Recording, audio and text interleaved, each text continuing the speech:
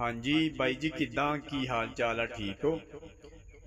ਮੈਂ ਤੁਹਾਡਾ ਬਾਈ ਮੀਆਂ ਸੈਫ ਲਹਿੰਦੇ ਪੰਜਾਬ ਤੋਂ, ਤੇ ਤੁਹਾਨੂੰ ਸੁਣਾਉਂਦੇ ਆ ਪੰਜਾਬੀ ਕਲਾਮ ਹਜ਼ੂਰ ਮੀਆਂ ਮੁਹੰਮਦ ਬਖਸ਼ ਸਾਹਿਬ ਦਾ। ਤੇ ਇਹ ਗੱਲਾਂ ਹਰ ਕਿਸੇ ਦੀ ਸਮਝ ਵਿੱਚ ਨਹੀਂ ਆਉਂਦੀਆਂ। ਮੀਆਂ ਸਾਹਿਬ ਕਿਆ ਖੂਬ ਲਿਖਦੇ ਨੇ।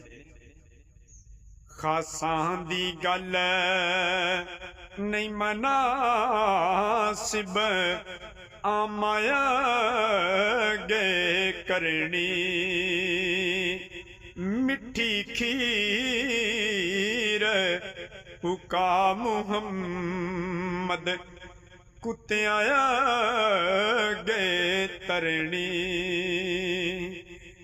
ਨੀਚਾਂ ਦੀ ਅਸ਼ਨਾਈ ਕੋਲੋਂ ਫੈਜ਼ ਕਿਸੇ ਨਹੀਂ ਪਾਇਆ, अंगूर चढ़ा के की करते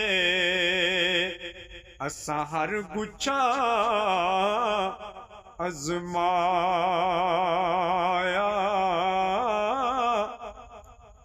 ए न गल्लां थी की लभदा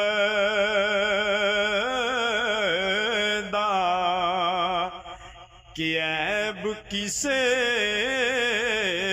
दा करना, तू अपना आप संभाल मुहम्मद, जो करना सो परना। तो मियाँ साहब अगे क्या खूब लिखते हैं, बहुत ही वड्डा शेर मियाँ साहब लिखते हैं। चुप करे ते मोती मिले सन, सब्र करे ते हीरे, पागला वांगू रौले पावे, ना मोती ना हीरे। वीडियो चंगी लगे तो चैनल जरूर सब्सक्राइब करें। शुक्रिया।